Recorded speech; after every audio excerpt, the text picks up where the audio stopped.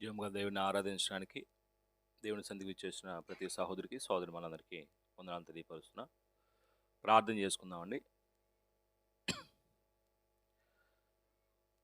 మహోన్నతుడా, గనుడైన మా తండ్రి, మా సృష్టికర్తమైనటువంటి మా దేవ, భూమిని ఆకాశం నందు సమస్తమును మీ చిత్తాన్ని బట్టి, మీ సార్వభౌమ అధికారాన్ని బట్టి సృష్టించి మమ్మల్ని ప్రత్యేకంగా మీ పోలికలో మీ స్వరూపం నిర్మాణం చేసుకున్నందుకు మనపూర్వకంగా మీకు మా కృతజ్ఞతాస్తుతులు స్తోత్రం తెలియపరుస్తున్నాం. లోకంలో మా స్థితి నశించిన స్థితిలో ఉన్నప్పుడు మా పట్ల మీ ప్రేమను అమితంగా చూపించి మీ సొంత కుమారుని ఈ లోకానికి అనుగ్రహించి ఆయన యొక్క బలియాగం ద్వారా మీ కుమారులుగా కుమార్తెలుగా మమ్మల్ని అందరినీ చేసుకొని ఆయన లాంటి వ్యక్తిత్వాన్ని ఈ భూమి మీద కలిగి ఉండటానికి ఆయన శరీరమైన సంఘంలోకి మమ్మల్ని చేర్చినందుకు కూడా మీకు మనపూర్వక కృతజ్ఞతాస్తుతులు స్తోత్రం తెలియపరుస్తూ ఉన్నాం. సంఘ సహవాసాన్ని ప్రేమించి సంఘాన్ని హత్తుకొని బ్రతకటానికి మాకందరికీ మీరు అనుగ్రహిస్తున్నటువంటి ప్రతి అవకాశాన్ని బట్టి కూడా కృతజ్ఞతాస్తుతులు స్తోత్రం తెలియపరుస్తూ ఉన్నాం. ప్రభుదినమందు మిమ్మల్ని ఆత్మతోనూ సత్యంతోనూ ఆరాధించుటకు మీ సన్నిధికి సిద్ధ మనసు కలిగి ఈ స్థలంకి వచ్చిన ప్రతి సహోదరుని సహోదరి మనలను మీరు దీవించండి, ఆశీర్వదించండి. మీ వాక్య ప్రభావం చేత మా హృదయాల్లో మీ నీతి విధులను మీ న్యాయ విధులను నింపారి ఆ నీతి నియమాలను అనుసరించి మీరు కోరుకునే ఫలవంతమైన జీవితాలు ఈ భూమి మీద మేము జీవించగలుగుటకు మాకు తగిన సుబుద్ధిని జ్ఞాన హృదయం కలుగు చేయమని ప్రార్థన చేస్తూ ఉన్నాం. అలాగనే తండ్రి, వచ్చిన ప్రతి ఒక్కరూ నాయన మేమందరం దేవుని సందులో ఉన్నామనే అవగాహనతో మీ ఎదుట మా ప్రవర్తనను సరిగా చూసుకొనొచ్చు నాయన, మా హృదయాలను మా అంతరంగంలో ఉన్నటువంటి ప్రతి తలంపును మీరు ఎరిగిన వారని గ్రహింపుతో మీ సన్నిధిలో మెలుగులాగా మాకు కావాల్సినటువంటి జ్ఞాన హృదయం కలుగు చేయమని ప్రార్థన చేస్తూ ఉన్నాం. ఈ సమయమందు మేము ఏ సంగతులు వినటం వల్ల మా వ్యక్తిగతంగా ఆత్మీయ జీవితాన్ని మేము బలపరుచుకుంటామో అటు సంగతులు మీ గ్రంథం ద్వారా ఉపదేశించబట్టుకు మా అందరికీ కావాల్సినటువంటి సుబుద్ధిని దయచేయండి. బోధిస్తున్న విషయాలు గ్రంథాన్ని ఆధారం చేసుకొని అందరికీ తేటగా అర్థవంతంగా వివరించలాగన నాకును అట్టి జ్ఞానము వివేకం హృదయము దయచేస్తారని నమ్ముతూ మరోసారి ఇప్పటివరకు కీర్తనల ద్వారా మీ నామాన్ని గణపరుచుట్లో సారించిన, వాక్యపట్నంలో సారించిన, ప్రార్థనలో సారించిన ప్రతి ఒక్కరిని సహోదరులు మీరు దీవించి మిగిలిన భాగంలో కూడా ప్రతి కార్యము మీ ఎదుట మేము చేస్తున్నామని జాగ్రత్తతో మర్యాదపూర్వకంగా మీ మర్యాదను నాయన ఎక్కడ మీ మర్యాదకు భంగం కలగకుండా మీ పరిశుద్ధిని సన్మానించే విధంగా ప్రతి కార్యాన్ని మేము చేయబోగొని కొనుక జ్ఞానము వివేకం హృదయం మాకు దయచేయమని ఈ మా మనవులన్నీ కూడాను యేసుక్రీస్తు వారి పరిశుద్ధ నామంలో వినయముతో బ్రతిమాడు వేడుకొని ప్రార్థిస్తూ ఉన్నాం తండ్రి, ఆమేన్. అందరికీ వందనాలు. దయచేసి కూర్చోవాలి. మనం చేస్తున్నాం.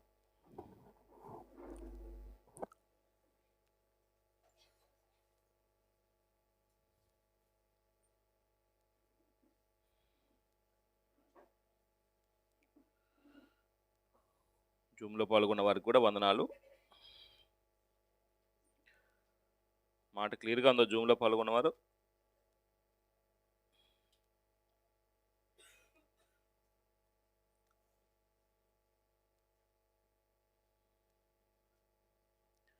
రైట్. దేవుని సన్నిధిలో ఈ ప్రభుదిన మందు సంఘంగా మనమందరం కూడి జీవముగల దేవునికి ఆత్మసమ బలులు మనల్ని మనం సజీవ యాగంగా సమర్పించుకోవటానికి ఇప్పటి వరకు కీర్తనలు పాడుకున్నాం. కీర్తన ద్వారా దేవునికి అర్పించే ఆత్మ సంబంధమైన అర్పణలో స్తుతి యాగము అంటే దేవునికి యాగంగా మనల్ని మనం స్తుతుల ద్వారా అర్పణ అర్పిస్తూ, ఆత్మ సంబంధం బలి రెండో బలి సజీవ యాగంగా అంటే బ్రతుకుండి శరీర సంబంధం శరీర సంబంధం ఇచ్చల్ని చంపివేసుకొని దేవుని సందులో మనల్ని మనం ప్రతిష్ఠించుకోవడానికి దేవుడు మనకు అవకాశం ఇచ్చారు. ఆ రథంలో మరో పాత్ర ఏంటంటే అపోస్తుల బోధ ఏం చేస్తాయి అంటే వాక్యం మన జీవితాన్ని క్రమపరిచిద్ది, వాక్యం మన జీవితాన్ని దిద్దిద్ది, వాక్యం మనం ఎలా బ్రతకాలో సరైన త్రోవ మనకి చూపించిద్ది. కాబట్టి ఆరాధనలో ప్రార్థన ఎంత ముఖ్యమో, పాటలు ఎంత ముఖ్యమో, దేవుని వాక్యం వినటం కూడా అంతే ప్రాముఖ్యం అండి.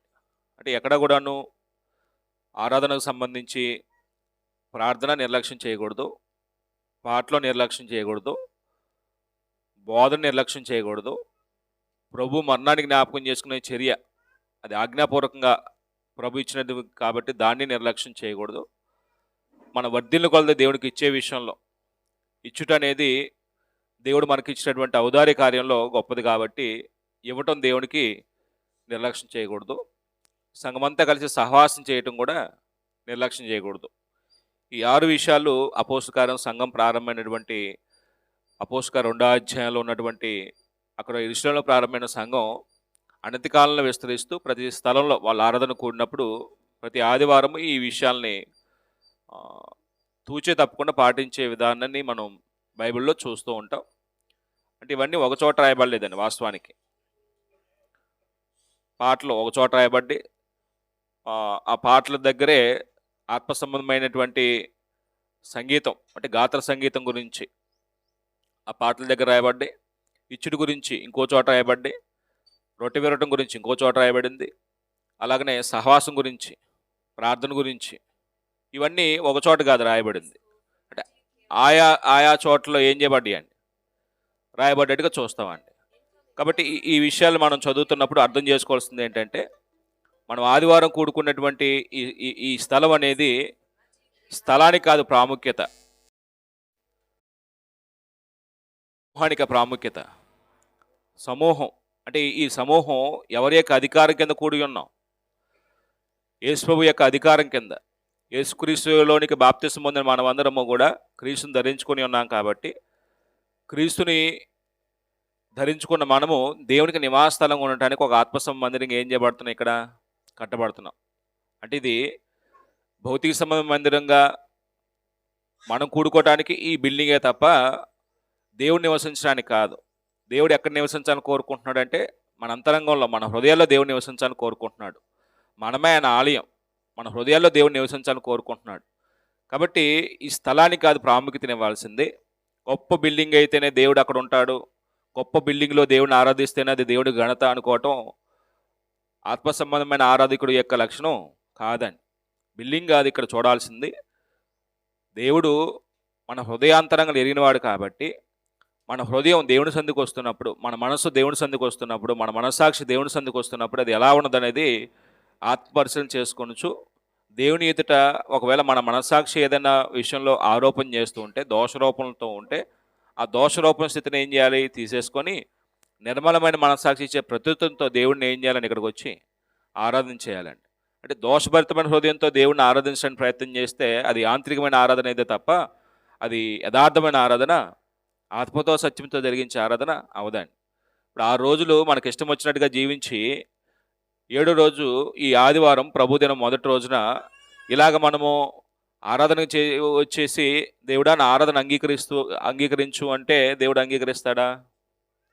అంటే మనం ఈ 6 రోజులు చేసిన చర్యలో దేవునికి ఇష్టకరమైన విధానంలో ఉన్నప్పుడు దేవుడు ఏం చేస్తాడు?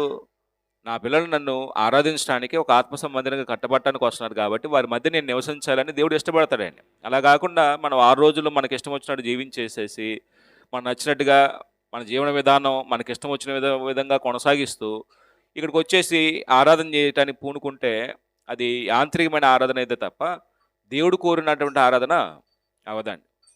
కాబట్టి మనం ఎప్పుడు కూడా దేవుని సంధికి వస్తున్నప్పుడు ఆయన ప్రభావం చేత నింపబడి ఆయన ప్రభావం చేత నడిపించబడటానికి మనం ఏం చేయాలి? దేవుని సంధికి రావాలి. ఒకవేళ వస్తున్నప్పుడు మన ప్రవర్తన విషయంలో ఎక్కడైనా లోపం కనబడుతుంటే మనం దేవుని ఎదుట ఏం చేయాలి? నిర్భయంగా దేవుని ఎదుట ఒప్పుకొని దేవుని దగ్గర కనికరింపడి సమాధానకరమైన స్థితిలో దేవుడిని ఏం చేయాలి? ఆరాధన జరిగించాలి. అయితే క్రొత్త నిబంధన సంఘాలకి పత్రికలు రాసినప్పుడు అక్కడ ఉన్నటువంటి స్థానిక సంఘాల్లో ఉన్నటువంటి ప్రతి సమస్యను పరిష్కరిస్తూ వారి ఆత్మీయాభివృద్ధి కొరకు ఏం చేయబడ్డాయి అంటే పత్రికలు రాయబడ్డాయి అండి. అయితే మనం గత కాలంలో ఓ పాఠాన్ని ప్రారంభించాం. మధ్యలో కొన్ని విషయాలను, కొన్ని అదర్ పాఠాలను మనం చెప్పుకుంటూ వచ్చామండి. వేరే పాఠాలు తిమోతి పత్రికలో ఒక పాఠాన్ని చదువుతూ మనం కొన్ని విషయాలు ఆలోచన చేసాం. దాన్ని కొనసాగించుకుందాం. 3వ అధ్యాయము 15వ వచనంలో పౌలు చెప్పిన మాట, అయినను నేను ఆలస్యం చేసిన యెడల దేవుని మందిరంలో అనగా జీవము గల దేవుని సంఘంలో జనులు ఎలాగో ప్రవర్తింపవలనో అది నీకు తెలియవలన ఈ సంగతులు నీకు వ్రాయిచున్నాను అన్నాడండి. అంటే ఇక్కడ నుంచి మనం నేర్చుకున్న పాఠం ఏంటంటే జీవము గల దేవుని సంఘంలో జనుల ప్రవర్తన గురించి మనం చదువుతూ ఉన్నాం. అది మనం పాఠాన్ని కొనసాగించుకుందాం. జీవము గల దేవుని సంఘంలో జనుల ప్రవర్తన.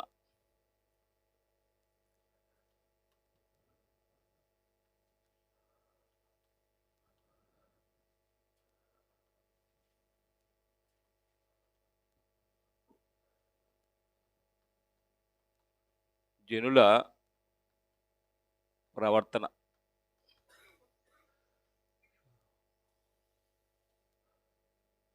అంటే ఇంచుమించు 3 వారాలు నేను చెప్పుకున్నా ఇంతకుముందు. నాకు ఎన్ని వారాలు కరెక్ట్‌గా గుర్తులేదు గానీ, 3 వారాలు నేను చెప్పుకున్నట్టున్నాం. రెండో 3 వారాలో. దాన్ని కొన్ని విషయాలు మనం పునరుచ్చరణ చేసుకొని మధ్యలో 4, 5 వారాలు వేరే పాఠాలు చెప్పుకుంటూ వస్తున్నామండి. అంటే నేనేం చేస్తానంటే, సంఘానికి ఏది అవసరమో ఆ విషయాలు చెప్తూ వస్తున్నాను. అక్కడ ఉన్న పరిస్థితిని బట్టి. ఇప్పుడు వైద్యుడి దగ్గరికెళ్ళినప్పుడు రోగాన్ని బట్టి ట్రీట్మెంట్ ఇస్తాడండి. అవన్నీ ఏది పడితే అది ఇచ్చాడనుకోండి, అతను సరైన వైద్యుడు కాదు. ఇక్కడ కూడా మనం అర్థం చేసుకోవాల్సింది ఏంటంటే, అంటే ఒక సువార్థికుడు సంఘం ఏది అవసరం కలిగి ఉన్నారో, వారు ఏ విషయంలో బలపడాలో ఆ విషయంలో ఏం చేస్తుంటారో చెప్తూ ఉంటాడండి. ఎవరైనా అదే కోరుకుంటారు. అంటే ఒక సంఘం ఆత్మీయంగా అభివృద్ధి చెందే విషయంలో నా సహోదరులకి సోదరులకి ఈ విషయాలు అవసరం, ఇవి నేర్చుకుంటే వాళ్ళు మెరుగుపడతారు అనే కోణంలో పాఠాలు చెప్తాడండి. అంతే తప్ప ఎవరిని ఉద్దేశించి చెప్పడం, ఏదో ఒకటి చెప్పేసుకుంటూ వెళ్ళిపోతే ఈరోజు అయిపోతుంది కదని ముక్కును పెట్టుకుని వచ్చి ఇక్కడ కక్కేసి వెళ్ళిపోడండి. అది సేవా విధానం కాదు. ఈ పాఠం కొంచెం మనసు పెట్టి ఆలోచించేద్దాం. మనం ఆలోచించిన విషయాలు ఏంటంటే, జీవము గల దేవుని సంఘంలో జనుల ప్రవర్తన. ఎక్కడుంది బైబిల్లో ఈ మాట? 1 తిమోతి 3:15. అప్పుడు ఈ పదాలని అర్థం చేసుకున్నాం. మొదట జీవం అంటే ఏంటో చెప్పుకున్నాం. జీవం అంటే ఏంటంటే ఒక మాట చెప్తారా? మార్పు చెందిన దేవుని గుణశీలత. ఏంటి జీవము? ప్రేమ జీవం, నీతి జీవం, యథార్థత జీవం, సత్యం జీవం. అప్పుడు జీవం అనే మాట పరలోకంలో ఒక వ్యక్తి జీవించే జీవితాన్ని జీవం అన్నాడండి. రైట్. దేవుడు జీవం కలిగిన వాడు, జీవం గల దేవుని అన్నాడండి. అప్పుడు దేవుని గురించి కొన్ని విషయాలు చెప్పుకున్నాం. దేవుని గురించి అంటే దేవుడు ఎలాంటి వ్యక్తిత్వం కలిగిన వాడో మనం ఆలోచన చేసాం. దేవుడు అంటే సర్వశక్తిమంతుడని, ఆయన లేకపోతే దేవుడు అంటే తనకు తానుగా ఉన్నవాడని, ఆయన సర్వశక్తిమంతుడని, ఆయన సర్వజ్ఞుడని, ఇలాగా ఆయన శక్తికి సంబంధించిన ఆయన వ్యక్తిత్వం, ఆయన ప్రేమస్వరూపని, ఆయన సత్యవంతుడని, ఆయన న్యాయవంతుడని, ఇవన్నీ దేవుని గురించినటువంటి విషయాలు ఆలోచించవచ్చు అండి. అప్పుడు జీవము గల అంటున్నాడు కదా, ఈ జీవము గల అనే మాట మనిషికి సంబంధించిందా దేవునికి సంబంధించిందా? దేవునికి సంబంధించింది. దేవుడు జీవము కలిగిన వాడు. అప్పుడు మనుషుని ఎలా సృష్టించుంటాడండి? జీవం కలిగిన వారిగానే సృష్టించాడు. ఆయన పోలికలు ఆయన స్వరూపులు సృష్టించుకున్నాడు. అప్పుడు మనుషులందరూ ఏమైపోయాం? దేవుని యొక్క సంకల్పం నుంచి ఆయన చిత్తం జరిగించే విషయంలో తొలగిపోయాం. ఆదాం నుంచి ప్రతి మనిషి కూడాను దేవుని సంకల్పం నిరాకరించి అవిధేయుడై తన శరీరం యొక్క మనసు యొక్క వ్యర్థతను అనుసరించి నడుచుకోవడం వల్ల స్వాభావికం ఏమైపోయారంటే దైవోగ్రత కిందకి వెళ్ళిపోయారండి. దేవుని ఉగ్రత కింద ఉన్న మనుషులు దేవునితో సహవాసం చేయలేరు. దేవుని ఉగ్రత కింద ఉన్న మనుషులు ఆత్మీయ బ్రతికిన వాళ్ళ చచ్చిన వాళ్ళ? ఆత్మీయంగా చనిపోయిన స్థితిలో ఉన్నవారు. దేవుని ఉగ్రత కింద ఉన్న వ్యక్తులు దేవుడిని ఆరాధించడానికి వచ్చినా దేవుడు వారి ఆరాధన ఏం చేయడం? అంగీకరించడం. దేవునితో సంబంధ బాంధవ్యాలు లేవు కాబట్టి మానవులకి దేవునికి మధ్య ఏర్పడినటువంటి విరోధ భావాన్ని తొలగించడానికి దేవుడు ఏం చేశాడంటే యేసుక్రీస్తుని లోకాన్ని పంపించి ఆయన రక్తం ఇచ్చి మనుషుల్ని కొని తన తండ్రి అయిన దేవునికి, అంటే యేసుప్రభు ఏం చేశాడంటే తన తండ్రి అయిన దేవునికి మనల్ని ఒక రాజ్యంగాను యాజక సమూహంగాను చేశాడు అంటారు ప్రకటన గ్రంథంలో. అయితే ఇక్కడ ఆ రాజ్యం ఏంటి అంటే ఇదిగో ఆయన రక్తం ఇచ్చి కొన్నటువంటి సంఘము. అప్పుడు సంఘము అనే మాటకు అర్థం ఏంటి? సంఘం అనే మాటకు అర్థం ఏంటి? సంఘం అనే మాట చర్చి అంటే ఓ బిల్డింగా కాదు. ఆ బిల్డింగ్లో కూర్చునే పరిశుద్ధుల సమూహం. కొరింథీ పత్రిక 1:2 చెప్పిన మాట ఏంటంటే క్రీస్తు యేసునందు పరిశుద్ధపరచబడి పరిశుద్ధులుగా ఉన్నట్టుకు పిలువబడిన వారు అంటాడండి. అంటే పిలువబడిన వారు సంఘం. ఎక్కడున్నవారు? పిలువబడిన వారంటే ఎక్కడో ఉన్నవారిని పిలిచారు. ఎక్కడున్నాం మనం? పూర్వం లోకంలో ఉన్నాం. పూర్వం ఎక్కడున్నాం? సాతాను అధికారం కింద ఉన్నాం. పూర్వం ఎక్కడున్నాం? చీకటి సంబంధమైనటువంటి అంధకార సంబంధ అధికారం కింద ఉన్నాం.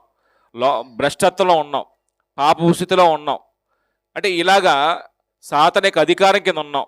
ఇలాంటి స్థితిలో ఉన్నటువంటి మనుషులు దేవుని కుమారులుగా బ్రతికే వాతావరణం లేదు. దేవుని ఇలాంటి వ్యక్తిత్వాన్ని సంపాదించడం అది సాధ్యమయ్యేది కాదు. ఇప్పుడు దైవ స్వభావంలో పాలువాడవ్వాలి, క్రీస్తు యొక్క స్వరూపం సంపాదించాలి. అందుకు దేవుడు ఏం చేశాడు? ఈ వ్యక్తిని, ఎక్కడో లోకంలో ఉన్నటువంటి వ్యక్తిని ఎక్కడ పిలుచుకున్నాడండి? తాను ప్రేమించిన తన కుమారుడైనటువంటి క్రీస్తు యొక్క రాజ్య నివాసులుగా చేసుకున్నాడు. ఈ లోకంలో చీకటి సంబంధమైన జీవితం జీవించే మనల్ని ఎందుకు పిలుచుకున్నాడు అంటే ఆశ్చర్యకరమైన తన వెలుగులో పిలుచుకున్నాడని. ఎందుకు? వెలుగు స్తంభం వల్లే బ్రతకటానికి. ఇక్కడ సాతాను పాలన ఉంది, ఇక్కడ క్రీస్తు పాలన ఉంది. యేసుప్రభు యొక్క పరిపాలన కింద మనుషులు ఎలా బ్రతకాలని కోరుకుంటున్నాడు దేవుడు? వెలిగించబడాలి, వెలుగు స్తంభం వల్లే బ్రతకాలి. అంటే ఈ చీకటి సంబంధమైన రహస్య కార్యాలు ఏం చేస్తారని వీళ్ళు విసర్జించాలి. ఇంకా వాటిలో కొనసాగకూడదు. సంఘంలోకి వచ్చిన తర్వాత క్రైస్తవుడికి రహస్య జీవితం ఉండకూడదండి. ఒకప్పుడు రహస్యంగా చేయదగిన అపవిత్రమైన కార్యాలు చేశాం. ఆలోచనలో కానీ, తలంపుల్లో కానీ, క్రియల్లో కానీ ఒకప్పుడు రహస్య జీవితం కొనసాగించినటువంటి సందర్భాలు ఉన్నాయి. ఎప్పుడది? సాతాను యొక్క అధికారం కింద ఉన్నప్పుడు. అంటే దేవుడు తన సువార్త ద్వారా మనం పిలుచుకున్నాడు. ఇలాంటి రోత జీవితం జీవించే మనల్ని కూడా, అసహ్యకరమైనటువంటి క్రియలు జరిగించే మనల్ని కూడా దేవుడు సువార్త ద్వారా పిలుచుకున్నాడు. కారణం ఏంటంటే ఈ వ్యక్తి నశించిపోకూడదనే ఉద్దేశంతో ఈ వ్యక్తి యొక్క రక్షణ కొరకు దేవుడు సంకల్పించి సువార్తను వినిపిస్తున్నప్పుడు, ఒకవేళ సువార్తకు లోబడితే, ఆ సువార్తకు విధేయత చూపిస్తే, ఆ సువార్తను అంగీకరిస్తే బాప్తిసం ద్వారా ఎక్కడికి వస్తామండి? క్రీస్తులోకి వస్తామండి. ఆ క్రీస్తులోకి వచ్చిన వారిని సంఘం అన్నాడు తప్ప లోకంలో ఉండేవాడు సంఘం కాదండి. ఇక్కడ ఉన్న వ్యక్తి ఎంతకాలం ప్రార్థనకు వచ్చినా సంఘ సభ్యుడు అవుతాడా? సాతాను అధికారం కింద ఉన్న వ్యక్తి నువ్వు ఏళ్ళ తరబడి ప్రార్థనకు వచ్చినా సరే, నువ్వు పాటలు పాడినా, కానుకనిచ్చినా, పరిచయం చేసినా సంఘ సభ్యులు అవ్వండి. అంటే ఇది కొంచెం కఠినమైన మాట. ఎందుకంటే అదేంటంటే నా ప్రవర్తన బాగానే ఉంది కదా అనుకుంటారండి. నేను ఎవరికి అన్యాయం చేయట్లేదు కదా, ఎవరికి మోసం చేయట్లేదు కదా, దేవుని యొక్క వాక్యాన్ని నేను వింటున్నాను, చాలా విషయాలు నేను జీవితాన్ని మార్చుకొని క్రమపరుచుకుంటున్నాను కదా అనిపించిద్దండి. కొన్నేళ్ళు భక్తి కలిగిన వాడే, కానీ ఆయనకి ఏమి లేదండి, రక్షణ లేదండి. అంటే రక్షణ అనేది దేవుడు ప్రసాదించే ఒక వరం. అది క్రియల వల్ల కలిగేది కాదు. మనం అనుకుంటాం మంచి పనులే కదా మనం చేస్తుంది, ఇతరులకి ఉపయోగపడే కార్యాలే కదా, మన జీవితం వల్ల ఇతరులు మేలు పొందుతున్నారు కదా అనిపించిద్దండి. అంటే ఇతరులు మేలు పొందటానికి చేసే క్రియలు ఎక్కడి నుండి చేస్తే దేవుడికి మహిమ వస్తాయి? లోకంలో ఉన్న మనం సంఘంలోకి వస్తే సంఘం ద్వారా దేవుడు నానా విధమైన జ్ఞానం తెలియపరచబడాలని కోరుకుంటున్నాడు. సంఘంలో దేవుడు తరతరాలు క్రీస్తు మూలంగా మహిమపరచబడాలని కోరుకుంటున్నాడు. అంటే సంఘంలోకి వచ్చి చేస్తే అది దేవుడికి మహిమ, ఘనత. అందుకు ఎక్కడికి వచ్చి సత్క్రియలు చేయాలి, ఎక్కడికి వచ్చి పరిశుద్ధ జీవితం జీవించడానికి కృషి చేయాలంటే సంఘంలోకి రావాలి. క్రీస్తు యొక్క అధికారం. సంఘం అంటే అదేదో కాదండి, మానవ కల్పిత సిద్ధాంతాలను పుట్టుకొచ్చింది కాదు. మనం అందరం కులం కాబట్టి మనం అందరం ఒక వర్గంగా ఏర్పడి సంఘాన్ని పెట్టుకుందాం, ఇది కాదు. సంఘం దేవుని యొక్క ఆలోచన ఉద్భవించింది. అది ఎందుకు ఈ సంఘం అంటే, ఓ పాపి పరిశుద్ధపరచబడి పరిశుద్ధులైన క్రీస్తు యొక్క సారూప్యత సంపాదించడం, అందుకు సంఘం అండి. అంతే తప్ప అక్కడ నచ్చలేదు కాబట్టి ఇక్కడికి వస్తున్నాం, లేకపోతే అలాంటి విధానం మన దగ్గర ఉండదు, మనకంటూ ప్రత్యేకత ఉండాలి అనేది గుర్తింపు కొరకు కాదు సంఘాన్ని దేవుడు ఏర్పాటు చేసింది. ఆయన రక్తం ఇచ్చి మనుషులు కొన్నది ఎందుకు కొరకండి? ఆయన లాంటి వ్యక్తిత్వం కలిగిన మనుషుల్ని అనేకులను తయారు చేయాలి. క్రీస్తు స్వరూపం కలిగిన వ్యక్తులు అనేకులు కావాలి. అది ఎక్కడుంటే సాధ్యమైంది అంటే సంఘంలోకి వస్తే సాధ్యమైంది అండి. లోకంలో ఉంటే అది సాధ్యమయ్యేది కాదు. నువ్వు ఏళ్ళ తరబడి ఇక్కడ ఉన్న యేసు లాంటి వ్యక్తిత్వం ఎన్ని సంవత్సరాలకు సాధించగలం? అది సాధ్యమయ్యేది కాదు. కాబట్టి ఈ ఆత్మ సంబంధమైన, అంధకార సంబంధమైన అధికారంలో ఉన్నటువంటి వ్యక్తుల్ని దేవుడు ఏం చేస్తున్నాడు? తన కుమారుడు క్రీస్తు యొక్క రాజ్యంలోనికి ఆశ్చర్యకరమైన వెలుగులోకి అన్నాడు పేతురు పత్రికలో. ఆ ఆశ్చర్యకరమైన వెలుగులోకి పిలిచాడు దేవుడు. ఆ పిలువబడిన వారు ఎవరంటే సంఘం అండి. అది మర్చిపోవద్దండి. మనం అందరం ఇప్పుడు ఎక్కడున్నామండి? పిలువబడిన సమూహంలో ఉన్నావా, లోకంలో ఉన్నావా? అప్పుడు పిలువబడిన వారు ఏం చేయాలండి? పిలుపుకు తగినట్లుగా జీవించాలి. మాకు నచ్చినట్టుగా జీవించకూడదు. మళ్ళీ ఇక్కడికి వచ్చి ఇది ఒక సమస్య అయింది. మళ్ళీ నువ్వు పిలువబడ్డావంటే పిలిచిన దేవుడికి ఒక ఉద్దేశం ఉంది. నువ్వు పరిశుద్ధపరచబడ్డావు, కారణం ఎందుకు? అదే పాపంలో కొనసాగటానికా? కాదండి. క్రీస్తు యేసుని పరిశుద్ధపరచబడ్డ వ్యక్తి పరిశుద్ధత కలిగి ఏం చేయాలండి? జీవితాన్ని కొనసాగించాలి. నేను అబద్ధికుణ్ణి, సంఘంలోకి వచ్చాను, అబద్ధాలు ఏం చేయాలండి? మాని సత్యమే పలకటం అభ్యాసం చేయాలండి. అది క్రైస్తవ జీవితం. ఇది చచ్చిపోయేంత వరకు సాధన చేయాల్సిందే. అందుకే ఎఫెసీ పత్రిక మీరు 4వ అధ్యాయం చదువుతున్నప్పుడు క్రైస్తవ జీవితాన్ని గురించి మాట్లాడుతూ, మీరు ఒకరికొకరు అవయవాలు కాబట్టి ఒక సహోదరుడితో అబద్ధం ఆడటం మాని సత్యమే మాట్లాడాలి అంటాడండి. అంటే ఇప్పుడు ఒక అవయవం మరొక అవయంతో ఏం చేయదండి, ఎప్పుడు కూడా అబద్ధం ఆడు. అయితే ఒక అవయవం మరొక అవయంతో అబద్ధం ఆడదో, నువ్వు క్రీస్తు ప్రభు యొక్క శరీరంలో ఒక అవయవానివి. మరి ఇంకొక అవయంతో, ఇంకొక సభ్యుడితో ఏం చేయకూడదు? మరి అవయవాలు అబద్ధం ఆడుతున్నాయా? ఈ శరీరంలో ఏ కన్ను ఎప్పుడైనా అబద్ధం ఆడిందా? చెవితో? నోరు ఎప్పుడైనా కాలుతో అబద్ధం ఆడిందా? మరి సంఘంలో సభ్యులు మనం ఏం చేస్తామండి? అవసరం బట్టి మనుషులు బలహీనది కాబట్టి అప్పుడప్పుడు అవసరం బట్టి ఏం చేయాలి? ఎవరు చెప్పిన సూత్రం అండి అది? దేవుడు చెప్పాడా? మనకేమన్నా లైసెన్స్ ఏమన్నా ఇచ్చాడా? అంటే మనం ఎంత తెలియగలవారు అంటే మనం బలహీనం కదండి, సహజంగా మాడదప్పుతామండి అంటామండి. యేసుప్రభు వారు ఏమంటాడండి? బలహీనుడు మాడదప్పొచ్చు అన్నాడా? నీ మాట అవునంటే అవును, కాదంటే కాదుగా ఉండాలి. మీరు వాక్యం బాగా చెప్తారు కానీ ఇంత ఖచ్చితంగా ఎలా జీవిస్తారని అంటారండి. పరలోకం కావాలని కోరుకుంటాం, కానీ జీవిత సూత్రాలు మాత్రం మనం ఏం చేయమండి. ఇప్పుడు డిగ్రీ చదువుతున్నాడు మీ పిల్లోడు, 3 సంవత్సరాలు చదవాలా? వద్దులే మమ్మీ, వద్దులే డాడీ, సర్టిఫికెట్ ఇవ్వమని వెళ్ళిపోతాను నేను. యాజమాన్యం ఊరుకునిద్దండి? కాలేజీ యాజమాన్యం మీరు డబ్బులు కట్టినా ఎవరండి? ఫేక్ సర్టిఫికెట్లు పుట్టించిన ఏడో ఏం చేస్తా దొంగోడు పట్టుబడతాడండి. అంటే ఒక కోర్స్ కంప్లీట్ చేయడానికి 3 సంవత్సరాలు పడుతుందండి, ఇంజనీరింగ్ కంప్లీట్ చేయడానికి ఇన్ని సంవత్సరాలు పడుతుందండి, ఓ మెడిసిన్ కంప్లీట్ చేయడానికి కొన్ని సంవత్సరాలు పడుతుందండి. మరి క్రీస్తు యొక్క సారూప్యం సంపాదించిన కోర్సుకు మాత్రం ఏం చేయాలండి? బాప్తిసం పొందిన వెంటనే పరలోకంలో రావాలి. మనం ఎలాగని జీవించవచ్చు. అది ఎక్కడ బైబిల్లో చెప్పలేదండి. దీన్ని మాత్రం కష్టపడతారు పిల్లలు ఎగ్జామ్స్ అప్పుడు. దాన్ని మాత్రం మనం ఏం కష్టపడిన అవసరం లేదు. అబద్ధం మాడిన అవసరం లేదు, మోసం మానలే అవసరం లేదు, ఇతరులతో కలహాలు మాడిన అవసరం లేదు, అసూయ మాడిన అవసరం లేదు. అవే ఇవి ఆరాధనే. ఇప్పుడు దేవుడు ఎలాగ అంగీకరిస్తాడండి? ఎప్పుడైనా ఆలోచిస్తావా? ఇంట్లో దెబ్బలాడేసి వచ్చి ఇక్కడ ప్రార్థన చేస్తే దేవుడు మన ప్రార్థన అంగీకరిస్తాడండి? చేసే మనస్తత్వం ఎంతమందికి ఉందండి మనకు? అలాగా పురుగువానితో సమాధానం లేకుండా దేవుని సన్నిధికి వచ్చి ఆరాధన చేస్తే దేవుడు ఎలాగ అంగీకరిస్తాడు? అంటే ఈ పట్టించుకోవండి. మనకేం కావాలి? ఆదివారం వచ్చింది, అమ్మాయి ప్రార్థనకి వెళ్ళి వచ్చాం, చాలు ఇంకా అయిపోయింది, ఇంకా మన పని ఈ 2 గంటలే దేవుని సన్నిధిలో, ఇంక మిగిలిన 22 గంటలు ఎలాగని బ్రతికేయచ్చు.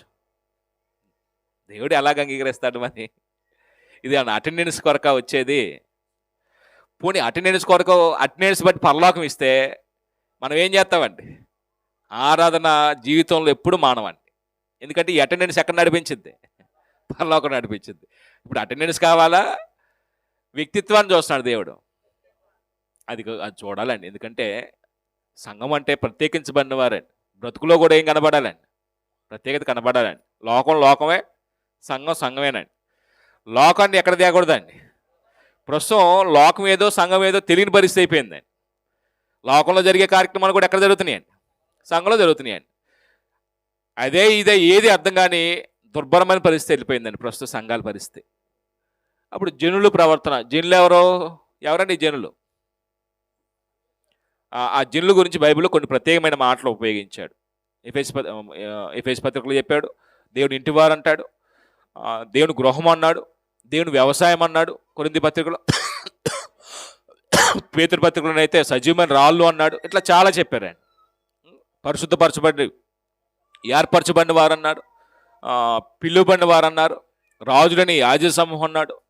వాళ్ళందరూ ఎవరంటే క్రీస్తు యొక్క సంఘ సభ్యులు. ఆ జనులు ఎవరయ్యా అంటే ఎవరికి సంబంధించిన వారంటే ఈ జనులు ఆయన రక్తం ఇచ్చి కొనుక్కున్నాడు కాబట్టి ఆయన సొత్తైన ప్రజలు. మనం ప్రవర్తన అన్నాడు. ప్రవర్తన అంటే జీవిత విధానం. అంటే ఒక వ్యక్తి యొక్క ప్రవర్తనని ప్రభావితం చేస్తే అంటే అతను ఎంచుకున్న లక్ష్యం. సంఘంలోకి వచ్చిన మనకి ఒక లక్ష్యం అంటూ ఉండాలని చెప్పుకున్నాం. ఏ లక్ష్యం పెట్టుకున్నారని మీరు సహోదరులు ఎవరైనా చెప్పండి? బ్రదర్, నాది సంఘంలో ఈ లక్ష్యం ఉంది అని ఎవరైనా చెప్తారా? నేను ఈ టార్గెట్తో పనిచేస్తాను సంఘంలో. చచ్చిన తర్వాత, బతుకున్నప్పుడు చెప్పండి నాకు. చచ్చిన తర్వాత ఎవరికి కావాలండి? సంఘంలో మన క్రీస్తు యొక్క సారూప్యత అంటనే రాదు. ఒక లక్ష్యం ఉంది. నువ్వు సంఘంలోకి ఎందుకు వచ్చావు? ఒక లక్ష్యంతో పనిచేయాలి. ఏ లక్ష్యం పెట్టుకున్నారు మీరు? చచ్చిపోయిన తర్వాత కాదు నాకు కావాల్సింది. చచ్చిన తర్వాత కాదు, బతుకున్నప్పుడు చివరిగా సాధించేది కాదు. అసలు స్టార్టింగ్ ఏం చేయాలండి? పరిచయం చేసే తత్వం ఉండాలండి. నువ్వు గెస్ట్ లాగా వచ్చి కూర్చొని వెళ్ళిపోతానంటే కుదరదండి.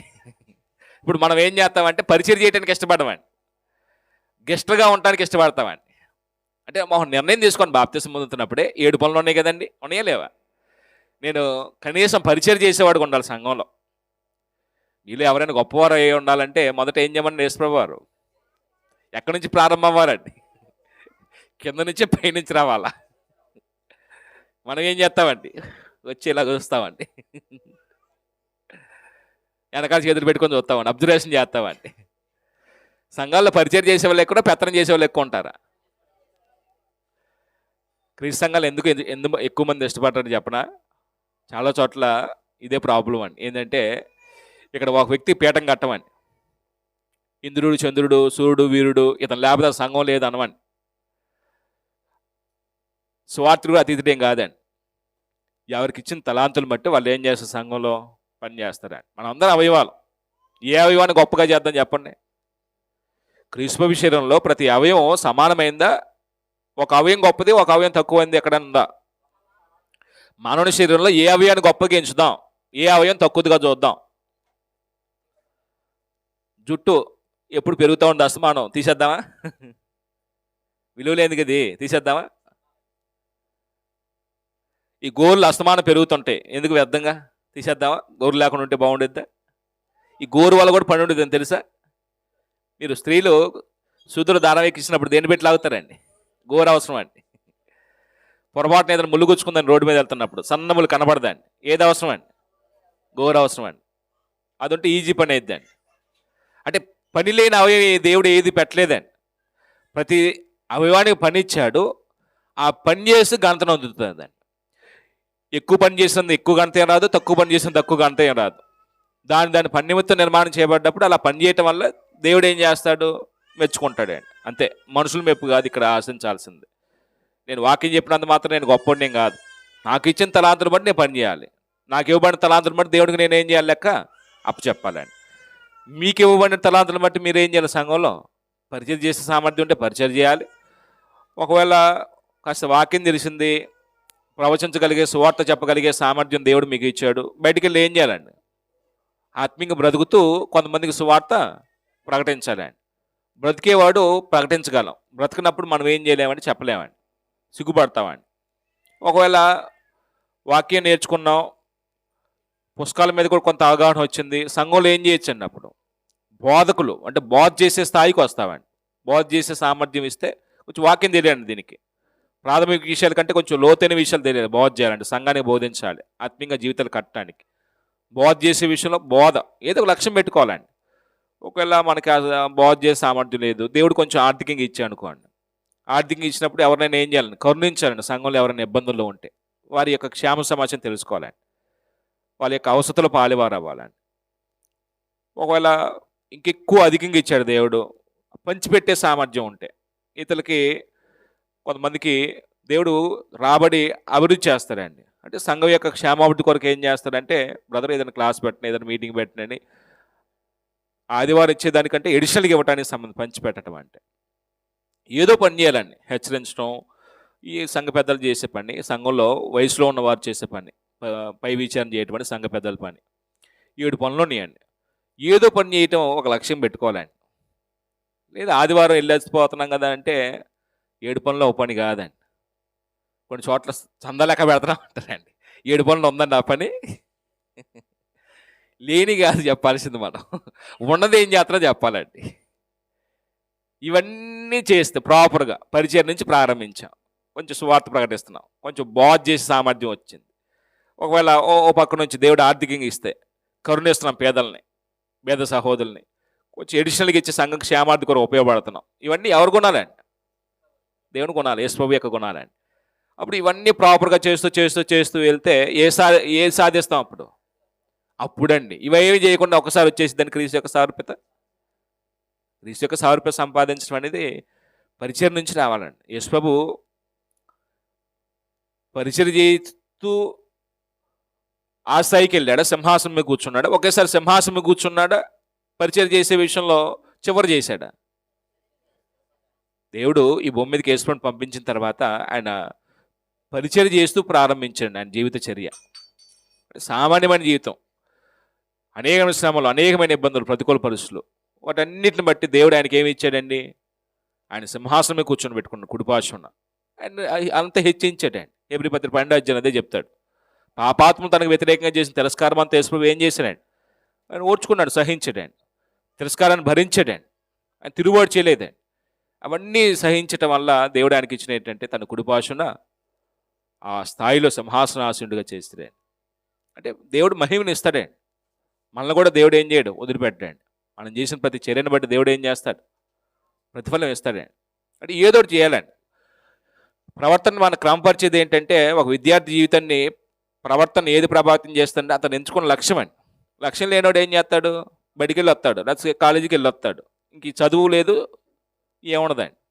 నువ్వు ఏమవ్వాలనుకుంటున్నావంటే ఏం లేదు, ఏం లేదు. అమ్మలు పంపిస్తున్నారు, వెళ్ళొస్తున్నాం, బాక్స్ పెడతాను, తినేస్తున్నాం, వెళ్ళిపోతున్నాం, అంతే అయిపోయింది. ఖర్చులు లేవంటే డబ్బులు ఇస్తున్నారు, అలా సరదాగా వెళ్ళి సినిమాకి వెళ్ళి కాస్త అలాగా అయిపోతుంది. డిగ్రీలు అయిపోతున్నాయి, పీజీలు అయిపోతున్నాయి. ఉద్యోగం ఉందా, ఏం లేదు. ఒక లక్ష్యంతో చదివితే కొంచెం మనం ఏం చేయగలమని, ఏదైనా రాణించగలమని. ఏం లక్ష్యం లేకపోతే ఏం సాధించగలరు. అంటే చాలామంది కూడాను మన దేశంలో ఉన్నటువంటి వారు చదువుకొని ఖాళీగా ఉండటానికి కారణం ఏంటంటే అంటారు పెద్దోళ్ళు, ఏమంటారంటే మనం లక్ష్యం పెట్టుకోకపోవటం వల్లే ఈ స్థితి వచ్చింది అంటే. ఏదో ఒకటి లక్ష్యం పెట్టుకుంటే ఆ లక్ష్యం కూడా ఉన్నతంగా ఉంటే కొంచెం దానికి సమానంగా దానికంటే కొంచెం ఒక స్టెప్ తక్కువదైనా మనం ఏం చేస్తాం, పొందుకుంటామని. అసలు ఏం లేకపోతే ఆత్మీయ జీవితంలో కూడా ఒక లక్ష్యం పెట్టుకోవాలండి. మీరు చెప్పిన రైటే, చచ్చిపోయిన తర్వాత నిత్యజీవం, క్రీస్తు యొక్క సారూప్యత ఒకేసారి రాదు. ఇవన్నీ ప్రాపర్గా చేస్తూ ఉంటే ఏమైందండి, క్రీస్తు యొక్క సారూప్యత వచ్చిందని. ఉన్న పొలం ఒకేసారి వచ్చేసిద్దా, అది సాధ్యమైంది కాదని ఒకేసారి రావటం. అప్పుడు ఆ జనులు క్రీస్తు యొక్క సంఘ సభ్యులు అయితే వారి ప్రవర్తన ఎలా ఉండాలో చెప్తూ, సంఘంలో అన్ని స్థాయిలు వారు ఉంటారండి. మనం ఒకే స్థాయి గురించి ఆలోచించం, కానీ అన్ని స్థాయిల వారు ఉంటారు. వాస్తవానికి లోకంలో ఉన్నటువంటి స్థితి ఏంటంటే, మానవులు వ్యక్తిత్వాన్ని ఏం చేసుకున్నారు, నశించిన వారు, భ్రష్టత్వానికి తమ అమ్ముకున్నవారు, ఇది వారు మరణానికి పాత్రులు. అయితే దేవుడు ఏం చేశాడు, వీళ్ళని తప్పించాడండి, సంఘంలో తీసుకొచ్చాడండి. అప్పుడు ఆ సంఘంలో అన్ని స్థాయిల వారు ఉంటారండి. అన్ని స్థాయిల వారికి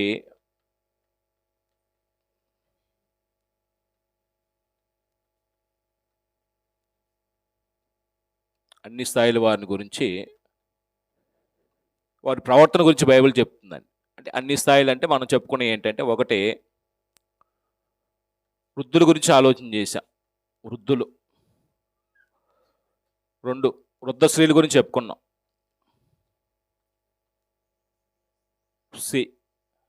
మధ్య వయసుల గురించి చెప్పుకున్నాం, సంఘంలో వీళ్ళ ప్రవర్తన, మధ్య వయస్కులు.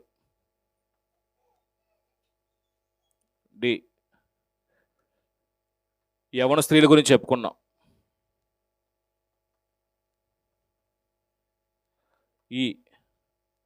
యవనస్తుల గురించి చెప్పుకున్నాం, యవనస్తులు. 6 అమ్మ దాసులు, యజమానుల గురించి ఇంకా చెప్పలేదండి, దాసులు. అప్పుడు దాసుల గురించి ఇవన్నీ ఎక్కడ ఉన్నాయండి, ఇవన్నీ ఎక్కడ చదువుకున్నాం అమ్మ, కొరింథీ పత్రికలోన. తీతు పత్రిక 2వ అధ్యాయంలో ఈ విషయాలన్నీ ప్రస్తావించాడండి. అంటే యవనస్తుడైనటువంటి తీతు క్రేతు ద్వీపంలో సువార్తికుడిగా పనిచేస్తున్నప్పుడు అక్కడ ఉన్న సంఘంలో లోపాలు దిద్దాలి, అక్కడ ఉన్న సంఘంలో పెద్దల్ని ఏర్పాటు చేయాలండి. అంటే క్రేతు ద్వీపంలో ఓ భయంకరమైనటువంటి సంస్కృతి కలిగినటువంటి ప్రాంతం అదంతా. ఆ ద్వీపంలో ఉన్నటువంటి మనుషులు అనాగరికులు. ఓ మాట చెప్పాలంటే వారి ప్రవక్తల్లో కూడా వాళ్ళ గురించి మంచి మాట చెప్పినటువంటి పరిస్థితి లేదండి. తిండిబోతులు. అక్కడ వాళ్ళ గురించి అన్న మాట ఏంటంటే, వాళ్ళు ఎల్లప్పుడూ కూడా రండి, 12వ వచనం ఉంది చూడండి, 12వ వచనంలో 1వ అధ్యాయము, వాళ్ళు ఎలాంటి వారో వాళ్ళ మధ్య పరిచయం జరిగిందండి.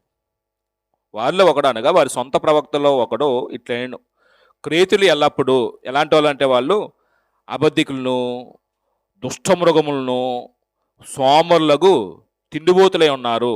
ఈ సాక్ష్యం నిజమే. అంటే అలాంటి మనుషుల మధ్య ఇప్పుడు ఏం జరిగిందండి, ఎలాంటి వాళ్ళండి క్రేతు ద్వీపంలో ఉన్నటువంటి ప్రజలు అబద్ధికులు. అబద్ధికులు అంటే సత్యం పలకన వాళ్ళు. ఇది మనలో ఉందా స్వభావం? అవతో మనం ఆడతామండి. దుష్టమృగములు అన్నాడండి. దుష్ట మృగాలంటే మృగాలు అనే మాట ఎవరిని అంటారు? అడవుల్లో ఉండే జంతువులను అంటారండి. క్రూరమృగం, పుల్ని, సింహాలను అంటామండి. ఈ దుష్ట మృగాలు ఏంటో సమాజంలో ఉండే దుష్ట మృగాలండి. అంటే మనుషులు క్రూరంగా వ్యవహరించారు, కొంతమంది కషాయంలాగా ఉంటారండి. మనుషులు కూడా ఇలా ఉంటారంటే మనం కూడా ఉంటామండి అలా కొన్ని సందర్భాల్లో. ఉండండి, భర్త కొన్ని విషయాలు భార్య విషయంలో ఉంటారండి. మనిషి మృగంగా మారుతండి ఒకసారి. భార్యని కొట్టేవాళ్ళు ఎవరండి? నేను చెప్పకూడదు, అది మాకు వాక్యం చెప్పిన ఒక ఆయన అంటాడండి, జీవన్ బిషయ్ గారని విజయవాడలో ఉంటారు, పెద్ద ఆయన. పిచ్చోడు అంటాడండి, భార్యను కొట్టుకునేవాడు పిచ్చివాడు అంటాడు. ఎవడండి శరీరాన్ని గాయం చేసుకునేది? భార్యను ఏం చేయమంది బైబిల్లో? సొంత శరీరం వల్లే ప్రేమించమంటున్నాడండి. శరీరాన్ని ప్రేమించేవాడు శరీరాన్ని గౌరవించుకుంటున్నాడు. ఒకవేళ భార్యను దూషించేవాడు, గాయపరిచేవాడు వాడు చేసుకుంటున్నాడు. మంచోడా? వదిలిపెట్టేద్దాం. అంటే ఇక్కడ దుష్టమృగాలు అన్నాడండి, సోమరులు అన్నాడు. సోమరులు అంటే ఏ పని చేయనోడండి. పని లేనోడికి మరి భోజనం ఎలాగా? భోజనం ఎలాగండి? సోమరులకు తిండిపోతున్నాయి అన్నా అంటాడండి. సోమరుడు భోజనం తినొచ్చండి అసలు? సరిగ్గా మన దేశం సరిపోతాయి కదా ఈ పదాలు? మన కుటుంబంలో ఉన్న వ్యక్తులు సరిపోతాయి ఈ పదాలు? కొన్ని సందర్భాలు మన పిల్లల్ని ఇలాగే తయారు చేస్తామండి. ఉంటారు కాదండి, ఉన్నామనాలండి. ఒకవేళ యథార్థవంతులైతే ఉన్నారు కాదండి, ఉన్నారండి అన్న, ఉంటారండి కాదు. అంటే మనం కొన్ని సందర్భాలు మన పిల్లల భవిష్యత్తు మనమే పాడు చేస్తాం అనిపించిద్దండి. ఎప్పుడైనా పిల్లల గురించి చెప్పుకుందాలండి, తల్లిదండ్రులు పిల్లల పట్ల అంటే ఎలాగ ఉండాలనేది. ఎందుకంటే మొన్న ఒక ఇన్సిడెంట్ జరిగిందండి. ఇప్పుడు వదిలే లైవ్ వస్తుంది. ఇప్పుడు ఇంకొకరి గురించి మిస్ అయిందండి ఈ వచనంలో. లేకపోతే వృద్ధులు ఎలా ఉండాలండి? ఒక మాట చెప్తారా? వృద్ధులు, వయసురీత్యా పెద్దలైన వారు, 65 సంవత్సరాలు పైబడిన వారు ఎలా ఉండాలండి? ఒక మాట చెప్పండి, దాటిపోదాం. ఒక మాట అన్నాడండి, మాన్యులు అన్నాడండి.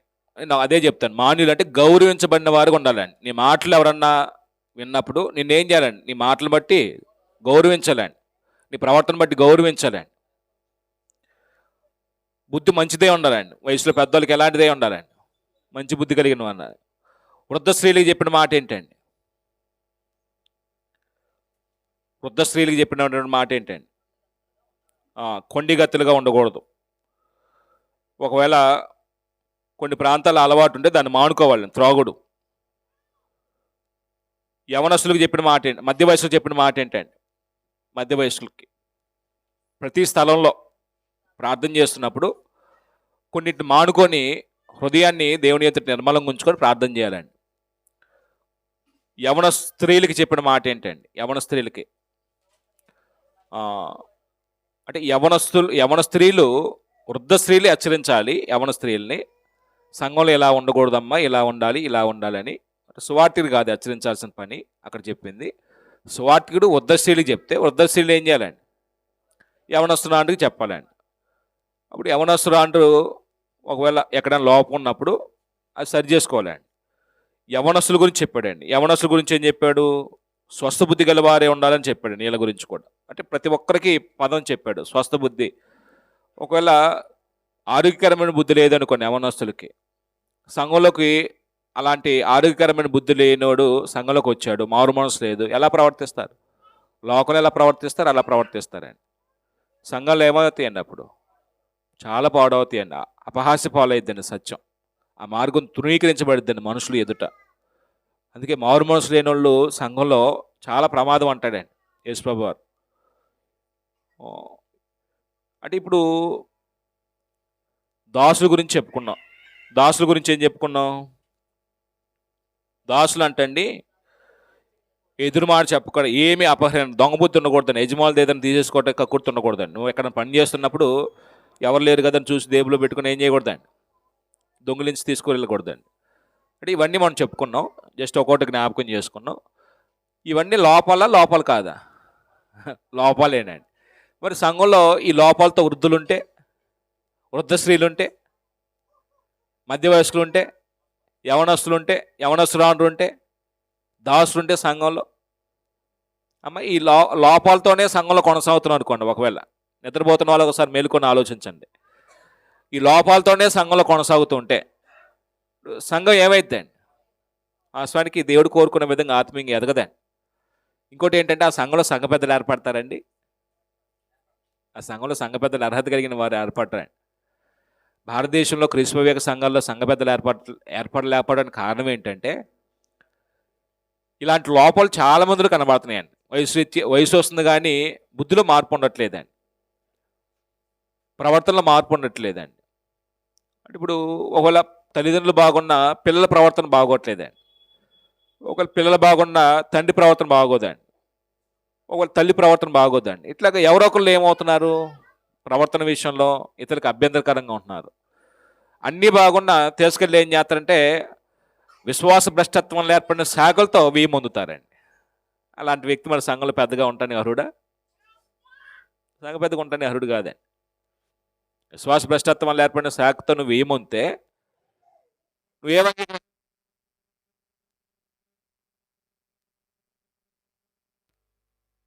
కాబట్టి విశ్వాస భ్రష్టత్వం వల్ల ఏర్పడిన శాఖలో వాక్యక్రమం కాదండి. భ్రష్టత్వమే, సత్యం సత్యమే. ఇంకొకళ్ళు ఎవరో మిస్ అయ్యారండి. ఈ పేర చదువుతున్నప్పుడు 10 వచనాలు ఎవరో మిస్ అయ్యారు, గమనించారా? 2వ వచనంలో నీవు హితబోధకు అనుకూలమైన సంగతులు బోధించమన్నాడు. 7వ వచనంలో పరపక్షం ముందున్నవాడు మన గురించి చెడు మాటలు ఏది చెప్పనేరక సిగ్గుపడినట్లు అన్నిటి యందును నిన్ను నీవే సత్కార్య విషయమై మాదిరి కనపరుచుకొనుము. నీ ఉపదేశము మోసం లేనిది గాను మాన్యమైనది గాను నిరాక్షేపమైన హితవాక్యంతో కూడింది గాను ఉండవలను. ఇది ఎవరి గురించి చెప్తున్నాడండి ఈ పదాలు? అమ్మ సంఘంలో ఎవరు మిగిలిపోయారు ఇక్కడ? సువార్తికుడు అండి. ఎవరా సువార్తికుడు అక్కడ? తీతు క్రేతు దీపంలో సువార్తికుడు పనిచేస్తున్నాడు. ఎందుకు నియమించబడ్డాడు అక్కడ? ఆయన 1వ అధ్యాయం చెప్తాడు, లోపంలో దిద్దాలి, లోపంగా ఉన్న వాటిని సంఘంలో పెద్దల్ని ఏర్పాటు చేయాలి. ఈ రెండింటి విషయంలో అక్కడ సంఘంలో సువార్తికుడిగా ఆయన నియమించాడండి. ఇప్పుడు తర్వాత సువార్తికుడు లేకపోతే బోధకుడు.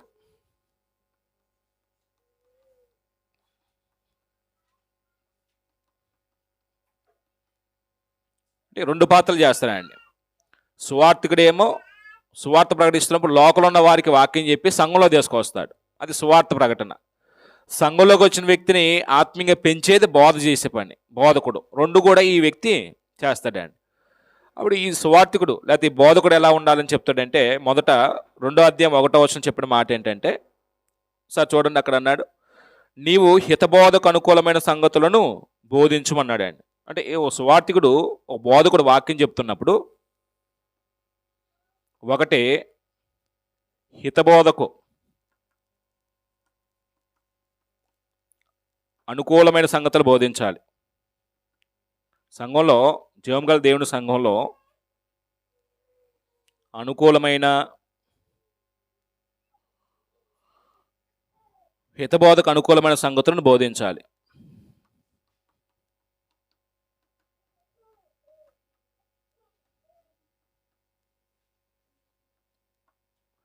నాకు అనుకూలమైన బోధన ఏం చేసి రాకూడదండి. నేను ఒక సువార్తిని సంఘంలో బోధకుడిని. ఇప్పుడు ప్రస్తుతం అలాంటి సేవకుల పరిస్థితి ఏమైపోయిందంటే ప్రజలందరికీ ఏ బోధ అనుకూలంగా ఉండిద్దో ఆ బోధ వచ్చి ఏం చేస్తాడండి? బోధిస్తాడండి. ఇప్పుడు బోధకుడు ప్రజల కొరకు బోధించాలా, దేవుడి కొరకు బోధించాలా? ప్రజలను సంతోషపరచని బోధించాలి, దేవుని సంతోషపరచని బోధించాలా? ఇప్పుడు బోధన విధానం చూడండి ఎలా ఉందండి ప్రస్తుత లోకంలో, సమాజంలో. బైబిల్లో ఉన్నది ఉన్నట్టుగా బోధిస్తే మనుషులు రారని బైబిల్ని కొంచెం వక్రీకరించి కొంచెం మార్చడానికి ప్రయత్నం చేసి ఇతరులకి బోధించే విషయంలో బోధకులు ఏం చేస్తున్నారు ఎప్పుడు ప్రయత్నం జరుగుతుందండి. నిజమే, బైబిల్లో ఉన్న విషయాలు ఉన్నట్టుగా చెప్తే మనకి చాలా కష్టమండి. ఇందా చెప్పాను, మీరు ఒకరికొకరు అవయవాలు కాబట్టి మీరు మీ సహోదరుడితో అబద్ధం ఆడొద్దు, సత్యమే మాట్లాడాలి ఉందా లేదా బైబిల్లో? అంటే బాప్తిసం పొంది సంఘంలోకి వచ్చాం. అబద్ధం ఆడొద్దు, మనం ఒకరికొకరు అవయవాలు ఆ నియమం తెలిసింది. అబద్ధం ఆడొద్దు అనే నియమం తెలిసినప్పుడు అబద్ధం ఆడటం వల్ల మనం ఎవరికి సంబంధించిన వారం అవుతున్నాం? అబద్ధానికి జనకుడు ఎవరండి?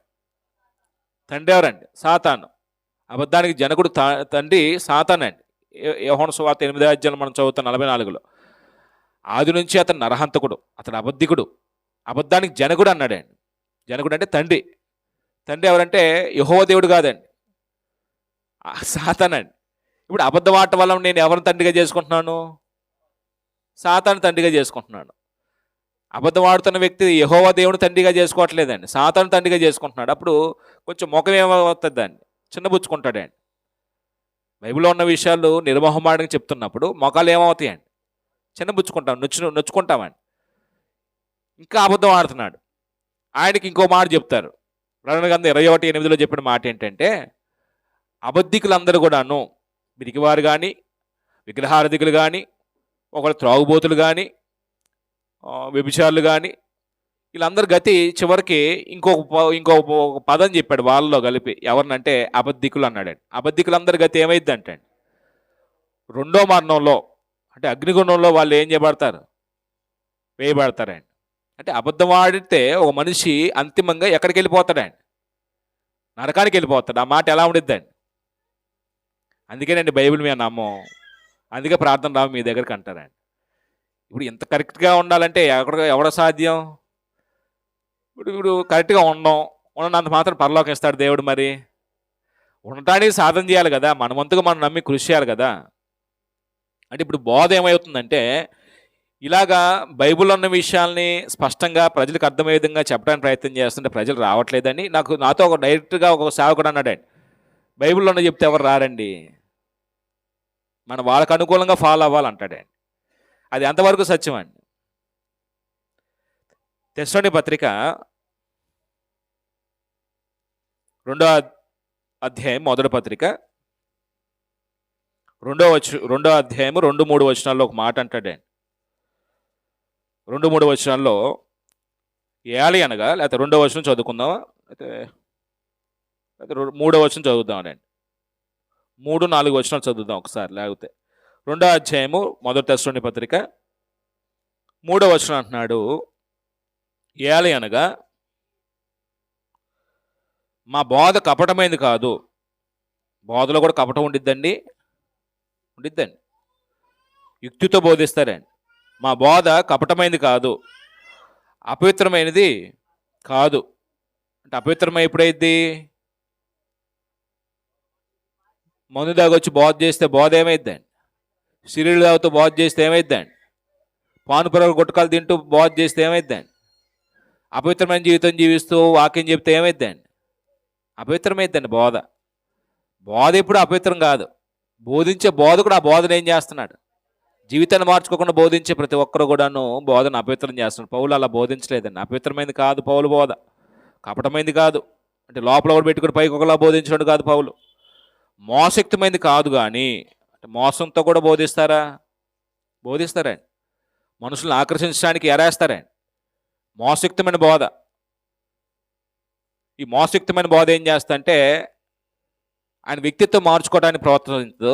ఆయన ఎలాగైనా బ్రతకని ఆయనకి ఏం చేస్తామని మనం పీఠం కడతామండి. అది మోసం అండి. బ్రదరు, మీ వ్యక్తిత్వాన్ని మార్చుకొని జీవితాన్ని మార్చుకోండి. దేవుని ప్రియులకు తగినట్టుగా జీవిస్తూ మీరు ఈ పరిచయంలో పాల్పొంది. అది మీకు దీవెన, మీ కుటుంబాన్ని దీవెన అని చెప్పరండి. మీరు ఎలాగైనా బ్రతకొచ్చు, ప్రార్థన రావచ్చు. అది ఎలాంటి బోధ అండి? అది మోసయుక్తమైన బోధ అండి. అక్కడ అంటాడు పౌలు, స్వార్థను అప్పగించుటకు యోగ్యులమని దేవుని వల్ల ఎంచబడిన వారమై. స్వార్థ ప్రకటించడానికి కూడా యోగ్యత ఉండాలండి. ఇప్పుడు ఉందండి యోగ్యత? మైకి దొరికితే ఎవరైనా చెప్తానండి అని కొంచెం ఆలోచించాలన్నమాట. నేను యోగ్యున్నా కాదా? నేను ఎవరి ఎదురు బోధిస్తున్నాను? దేవుని ఎదురు బోధిస్తున్నాను. మరి నా బ్రతుకుని దేవుడు చూడ్డా? నా బ్రతుకు నా భార్యకి అర్థమవుతుంది కదా, నా బ్రతుకు నా పిల్లలకి అర్థమవుతుంది కదా, నా బ్రతుకు ఇరుగు పొరుగు వారికి అర్థమవుతుంది కదా. మరి బ్రతుకు మార్చుకోకుండా బోధ చేయటం దేవుడు ఎలాగ అంగీకరిస్తాడు? మనిషి అంగీకరించినప్పుడు. అందుకు ఇక్కడ పౌలు అంటాడు, స్వార్థను మాకు అప్పగించుటకు యోగ్యులమని దేవుని వలన ఎంచబడిన వారమై మనుషులు సంతోషపెట్టే వారం కాక మన హృదయంలో పరీక్షించు దేవుణ్ణే సంతోషపెట్టే వారమై బోధించున్నాము. ఏమెంచుకున్నాడు పౌలు? ఈ మనిషి దగ్గరికి వెళ్ళి ఆ మనిషి ఏం చెప్తే సంతోషిస్తాడో ఆ మాటలు చెప్పి ఆయన దగ్గర సంతోషం పొందుతున్నాడా? ఆయన సంతోషపరిచి ఆయన ఇచ్చే డబ్బులు కక్కుర్తుపడుతున్నాడా? దేవుని సంతోషపరచడానికి దేవుడి మాటలు ఉన్నదన్నట్టుగా చెప్తున్నాడా పౌలు? మన వైఖరి ఏంటంటే ఉన్నదన్నది చెప్తే రారండి అంటారు. రాబోదు పోని ప్రభు ఏమంటాడండి? ఎవడైనా నా తండ్రి చేత ఆకర్షించబడే తప్ప నా దగ్గరికి ఎవడో రాడంటాడండి. అంటే ఒక వ్యక్తి యొక్క ప్రవర్తన తండ్రి చేత ఏం చేయబడాలండి? ఎవరిని ఆకర్షిస్తాడు దేవుడు? ఎవరిని అంగీకరిస్తాడండి దేవుడు? వివేకం కలిగి దేవుని వెతుకువారు కాలరేమని ఆయన ఆకాశం నుండి భూమి మీద మనుషులను ఏం చేస్తున్నాడండి? పరిశోధిస్తున్నాడండి. ఎవరు నన్ను వెతుకుతారా? నన్ను ఎవరు వెతుకుతారా? నా నీతిని వెంటాడటానికి, నా చిత్తం జరిగించడానికి ఎవరికి మనసు ఉందా? భూమి మీద నన్ను ఎవరు వెతుకుతున్నారని ఏం చేస్తున్నాడు దేవుడు? వివేకం కలిగి వెతికేవారిని ఆయన ఆకాశం నుంచి భూమి మీద నరులను తీర్చి వస్తున్నాడండి. దేవుని వెతికేవారు ఎవరున్నారు? వెతికే మనుషులు ఎంతమంది ఉన్నారండి భూమి మీద? పోగొట్టుకున్న రూపాయి దొరికితే ఎక్కడ పోయిందో రూపాయి మీద ఉన్న శ్రద్ధ ఎవరి మీద లేదండి. ఇప్పుడు దేవుడి మీద లేదండి. పని వెతుక్కుంటాం, మన అవసరం కొరకు ఏదైనా సహాయార్థం మనుషుల దగ్గరికి వెళ్తాం, వెతుక్కుంటాం ఎవరెత్తారు. తప్పులేదు ఇవన్నీ. కానీ వీటన్నిటికంటే ముందు వెతకవలసింది ఏంటండి? దేవుని వెతకాలండి. దేవుడు నిత్యజీవం ఇచ్చేవాడు. వీటి వల్ల నిత్యజీవం కలగదండి. కాబట్టి మనం మనుషులను ఆకర్షించినంత కాలం దేవుడిని ఏం చేయలేమని? సంతోషపరచండి. మనుషులు సంతోషపరచని బాగు చేయకూడదండి. ఒకవేళ మనుషులు ఈరోజు కాకపోతే రేపేం తెలుసుకుంటారండి. ఎదురో తెలుసుకుంటారు. సత్యం మార్చలేదు కదా ఎవడు కూడాను. నువ్వు అంగీకరించి సత్యం కాకుండా పోదు కదా. నువ్వు అంగీకరించలేదని అబద్ధం అయిద్దా? కాదు. ఇప్పుడు కూడా సత్యం అన్ని గ్రహింపు రాలేదేమో, గ్రహించేటప్పుడు గ్రహిస్తాం, గ్రహించకపోతే అలాగనే నశించిపోతాం మనం. అదే తెస్సలోనిక పత్రికలో గత 5 సువార్త కొడుకులు చెప్పింది, నేర్చుకున్న విషయం. దేవుడే తీసుకెళ్ళి ఎవరికి అప్పు చెప్తాడండి? మోసపరిచి ఆత్మకు అప్పు చెప్తాడు. నమ్మితే రక్షించబడతాం, నమ్మకపోతే నాశనం అయిపోతాం అంటాడే. ఎవరిని దేవుడు ఏం చేయడండి? లెక్క చేయడండి. ఇక్కడ అంటే సువార్థికుడి గురించి మనం ఆలోచన చేస్తున్నప్పుడు సంఘంలో హితబోధకు, ఆరోగ్యకరమైన బోధకు అనుకూలమైన సంగతులే బోధించాలి తప్ప, దేవునికి అంగీకారయోగ్యమైన బోధే చేయాలి తప్ప, మన కల్పిత సిద్ధాంతాలను ఏం చేయకూడదండి. సంఘంలో బోధించి మనుషులను ఏం చేయకూడదండి? భ్రమపరచకూడదండి, భ్రష్టు పట్టించకూడదండి. వెళ్ళిపోదాం.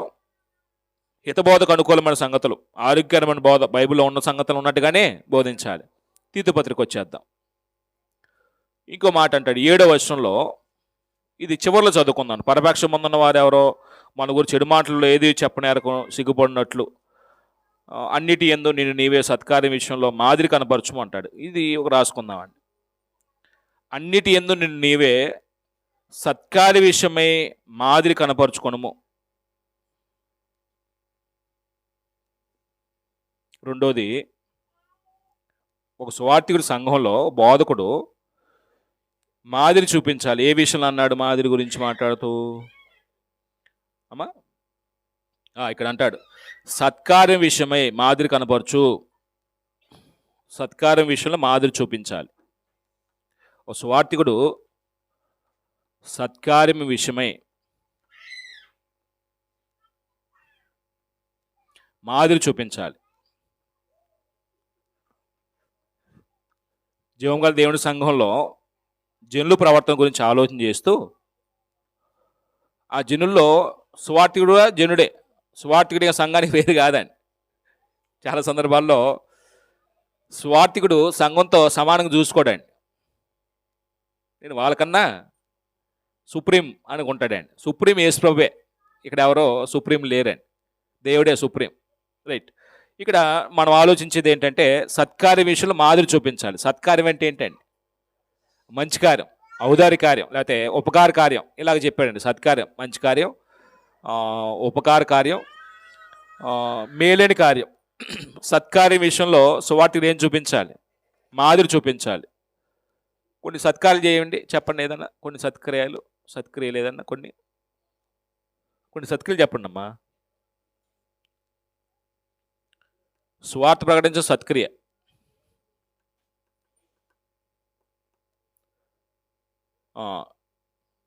లేకపోతే దిక్కులేని వారిని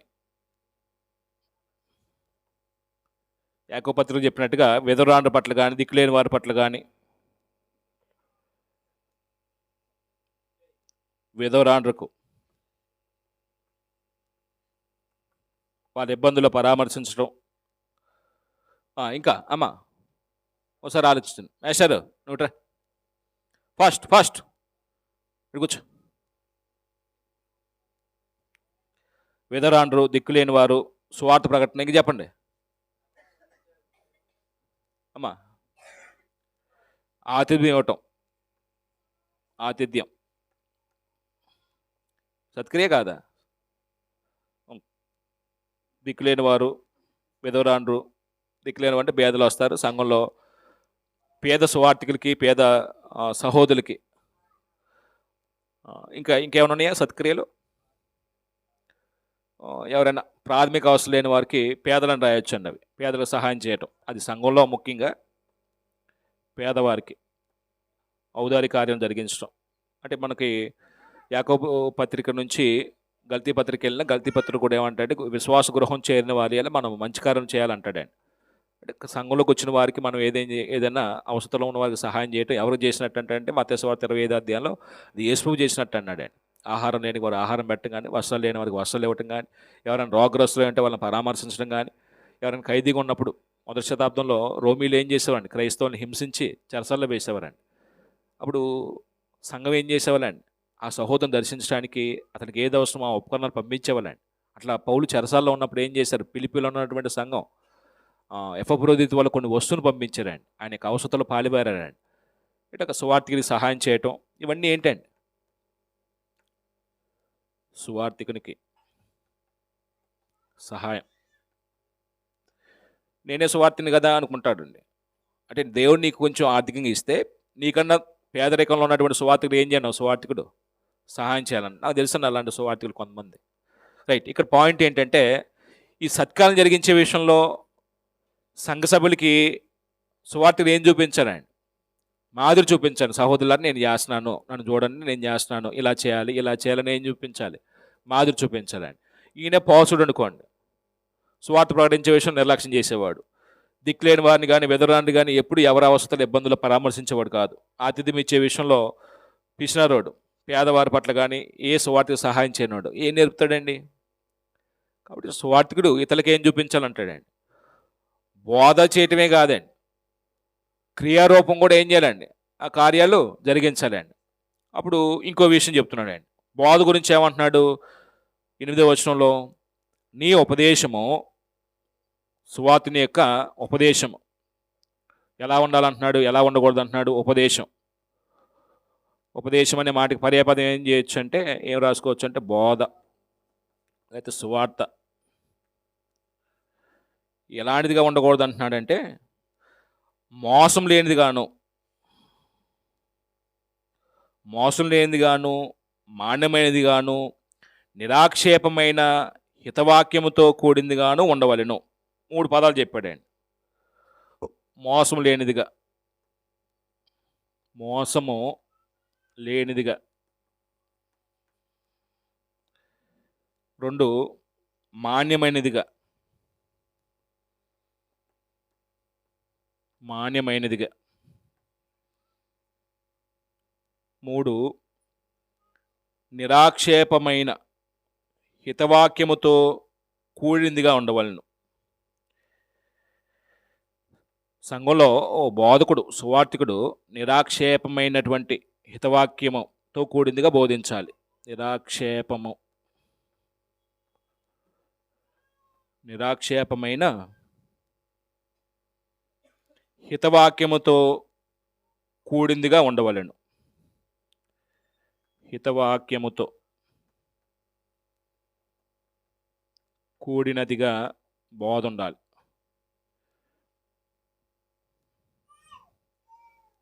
ఉండాలి అంటే 3 పదాలు చెప్పాడండి.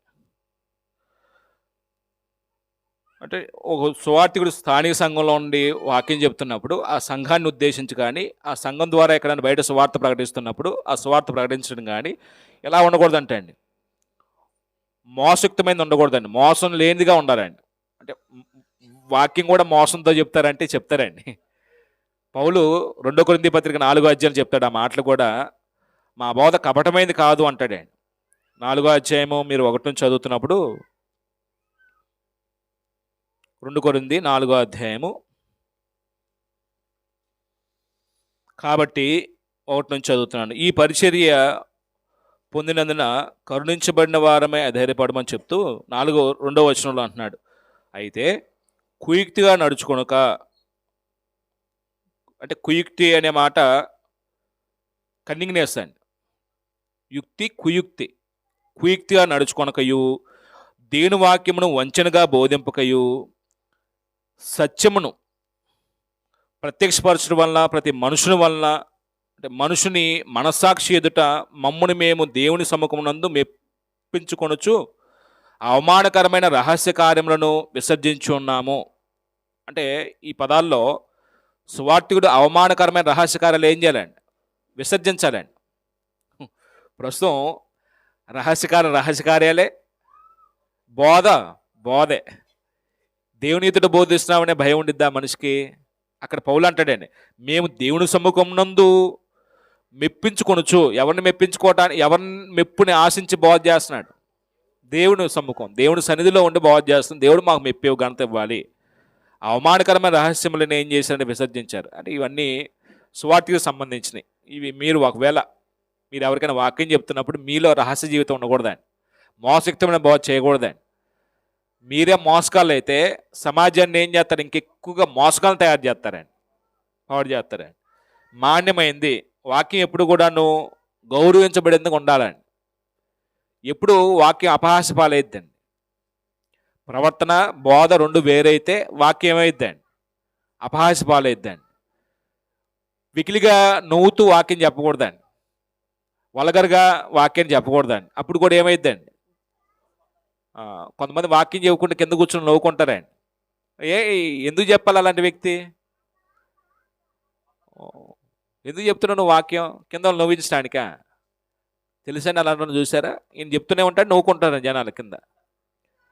అది మాన్యమైంది కాదండి బోధ. మాన్యమైంది కంటే, మాన్యుడు అంటే గౌరవించబడిన తగినగా ఉండాలండి బోధ. ఎప్పుడు కూడా హానరబుల్గా ఉండాలండి. ఆ మాటలో హుందాగా ఉండాలండి. అవును, నేను ఇలా బ్రతకాలి, అయ్యో నేను ఇలా బ్రతకలేకపోతున్నానే అంటే ఎంత గంభీరంగా దేవుడు చెప్తున్నాడు.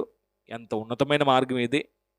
ఇలాంటి మార్గాన్ని నేను ఇష్టపడి కోరుకొని వచ్చి కూడా నేను మార్గం తప్పిపోతున్నానే అని ఒక వ్యక్తి ఆలోచింపజేసే విధంగా, గౌరవించబడే విధంగా ఏం చేయాలండి? బోధ చేయాలండి. నిరాక్షేపమైన హితవాక్యంతో కూడిందిగా ఉండాలంటాడండి. నిరాక్షేపం అంటే ఆక్షేపం లేకుండా. ఎప్పుడు ఆక్షేపణ వచ్చింది? ఇలాంటి అంటే దాన్ని ఏమంటారంటే వికిలి చేష్టలు చేస్తూ ఇలాంటి కార్యక్రమాలు చేస్తుంటే ఆక్షేపణ వచ్చిందండి. మరి కొన్ని చోట్ల బోధకుని కూడా, బాబు నువ్వు వద్దు బాబు, నీ ప్రవర్తన బాగాలేదు, మాకు వద్దు బాబు, వెళ్ళిపో బాబు అనే పరిస్థితికి వస్తున్నాను చాలా చోట్ల. నిరాక్షేపమైన హితవాక్యంతో కూడిందిగా ఉండాలండి. ఇదే కాదు, బైబిల్లో తిమోతి పత్రిక కూడా చెప్పాడండి. తృణీకరించబడకుండా ఉండాలండి సువార్తికుడు ఎప్పుడు కూడా. సంఘంలో సువార్తికుడు వయసులో పెద్దలైనటువంటి వారిని తండ్రులుగా చూడాలి, వృద్ధుల్ని తల్లులుగా చూడాలి, యవనస్తురాండ్రి పట్ల పూర్ణ పవిత్రతో సహోదరిగా భావించాలి, అన్నదమ్ములుగా చూడాలి, అక్కచెల్లెలుగా చూడాలి వీళ్ళని. అంటే ఒక సువార్తికుడు సంఘంలో ఒక బోధకుడుగా, సువార్తకుడిగా పనిచేస్తున్నప్పుడు ఆ సంఘంలో ఆయన యొక్క వ్యక్తిత్వం ఎలా ఉండాలో పౌలు తీతుకి తిమోతికి రాశాడండి. ఆ విషయాలు మనం ప్రస్తావించుకుంటే, ఒకవేళ మనం ఎప్పుడైనా దేవుని వాక్యాన్ని బోధించే విషయంలో ఒక స్థానిక సంఘంలో మనం నిర్ణయించబడ్డప్పుడు, ఎంచుకున్నప్పుడు బోధ మనుషులకు అనుకూలమైనది కాకుండా హితబోధకు, ఆరోగ్యకరమైన బోధకు అనుకూలమైన సంగతులు బోధించాలి. బైబిల్లో ఉన్నదే బోధించాలి. ఒకవేళ అలా కూడా చేద్దామండి, మనుషులు ఎక్కువ మంది వస్తారని అనుకోండి, ఏం చేయాలండి అప్పుడు? ఇలా చేస్తే మనుషులు చాలామంది వస్తారండి, ఇలా చేద్దామండి అన్నాను. బైబిల్లో చెప్పలేదు అది. ఏం చేయాలి అప్పుడు అలాంటి పరిస్థితిలో? సౌలులాగా మనం ఏం చేయకూడదు? జారిపోకూడదండి. సౌలు ఏం చేశాడండి? అమాలేకుల పాపం పరిపక్వమైంది, వాళ్ళ సమూలంగా నాశనం చేయమని చెప్తే దేవుడు, సౌలు ఏం చేశాడండి? కొన్నింటిని బతకనిచ్చాడండి, శ్రేష్టమైన వాటిని పట్టుకొని వచ్చాడంటే. సమూయేలు సౌలుని ఎదుర్కోవడానికి వచ్చినప్పుడు సాగిలపడి నేను దేవుడు చెప్పిందంతా చేశాను అంటాడండి. నువ్వు చేస్తే నాకు వినబడుతున్నటువంటి అరుపులు రంకెలు ఏంటి అని అడుగుతాడండి సమూయేలు. అప్పుడు ఏమంటాడు సమూయేలు, ఆ దేవుడికి దహన బలిగా అర్పించడానికి జల్లు వీటిని ఉన్నిచ్చారని చెప్తాడండి. ఆ మాట చెప్పొచ్చని నాయకుడు? నువ్వు నాయకుడివా? ప్రజల చేత నడిపించబడే ఒక లో క్లాస్ వాడివా? నాయకుడు ప్రజల చేత నడిపించబడకూడదండి. ప్రజలను నడిపించేవాడు నాయకుడు. ప్రజలు ఉన్నేమన్నారు, యెహోవాకు దహన బలిగా అర్పించమన్నారు అని చెప్పారు, అందుకు తెచ్చానని చెప్తున్నాడు అండి. అది ఎంతవరకు వాస్తవం అండి? దేవుడు చెప్పింది ఏంటి? మొత్తం నాశనం చేయి. ఈయనేం చేశాడు? కొన్నింటి పట్టుకొచ్చాడు గొప్పల కొరకు, దేవునికి దహన బలిగా అర్పించడానికంటే. అగగు నీ రాజును కూడా బతికినిచ్చాడండి. దేవుడికి కావాల్సింది మాట వింటమా, బళ్ళు అర్పణలా? అగ్ని గైకుంటే సంతోషం కంటే నీ కొవ్వు, నీ దహన బళ్ళు దేవుడికి ఎక్కువ సంతోషాన్ని కలుగు చేస్తాయా? అంటే సౌలు ఆ విషయంలో ఏమైపోయాడండి?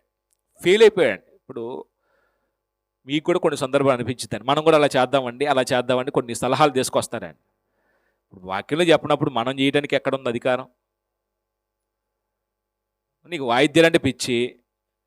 వాయిద్య సంగీతం దేవుడు కొత్త నిబంధన చట్టంలో ఇవ్వలేదు, గాత్ర సంగీతాన్ని మాత్రం ఇచ్చాడు. ఆత్మతో సత్యంతో ఆరాధించేవాడికి వాయిద్యంతో ఏం పని? మనం కూడా పెడదాం, ఎక్కువ మంది వస్తారంటాడు. ఏం చేద్దాం అప్పుడు? మంది కొరకు పెడదామా, దేవుని గౌరవిద్దామా? అంటే అన్ని కాలాల్లో ఆరాధన విధానం అర్థం కాకపోతే చేయటానికి మొత్తం నీకు అర్థమైతే ఏం చేయం? అడగమండి.